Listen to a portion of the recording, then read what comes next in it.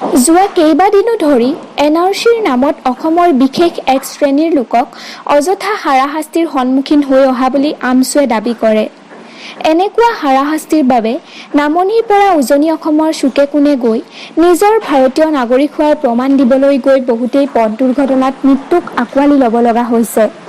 এই ক্ষেত্ৰত NRCৰ ফালৰ পৰা মুহূৰ্তত জাননী জাৰি কৰি 400, 500, 600 কিলোমিটাৰ দূৰত গৈ উপস্থিত হ'ব লগা হয়। ইয়াৰ বাবে ৰাজ্যৰ প্ৰায় শতাধিক লোক ইতিমধ্যে দুৰ্ঘটনাত পতিত হ'ব লগা হৈছে। আজি দক্ষিণ শালমাৰা মানকাছৰ জিলা উপায়ুক্তৰ কাৰ্যালয়ৰ সন্মুখত আমছুৱে 2 ঘণ্টীয়া অৱস্থান ধৰ্মঘট পালন কৰি প্ৰতিবাদ সাব্যস্ত কৰে।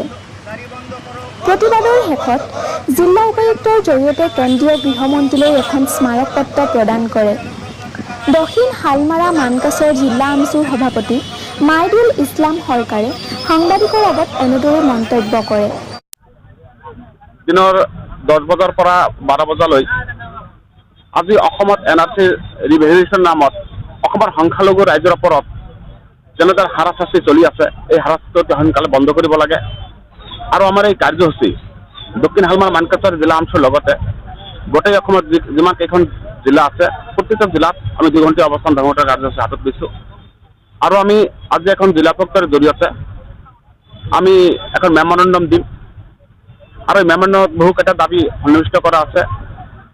আমাৰ প্ৰথম দাবী আছিলে যে NRCৰ নামত অসমৰ সংখ্যালঘু ৰাইজক কৰি অহা হাৰাশাস্তি বন্ধ কৰিব লাগে। মাননীয় উচ্চতম ন্যায়ালয়ৰ যে 23/7/2019 তাৰিখত পুনৰ ৰিভেলিউশ্যনৰ নামত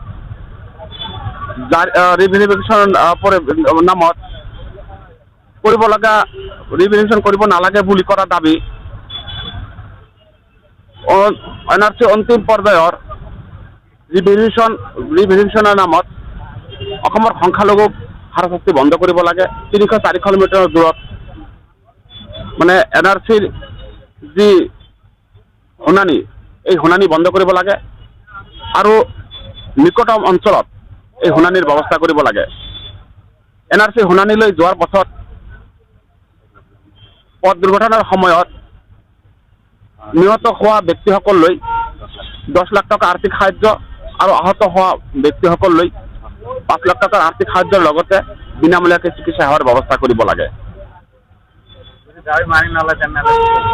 আমাৰ এই দাবী যদি মানি নলয়, আমাৰ এই আন্দোলন অনাগত দিনত চলিয়ে থাকিব।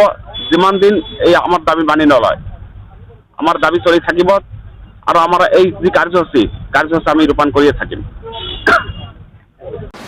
হাতশিঙি মাৰিৰ পৰা খাইৰুজ্জামান ৰাছেলৰ ৰিপৰ্ট, দৈনিক গণবাৰ্তা।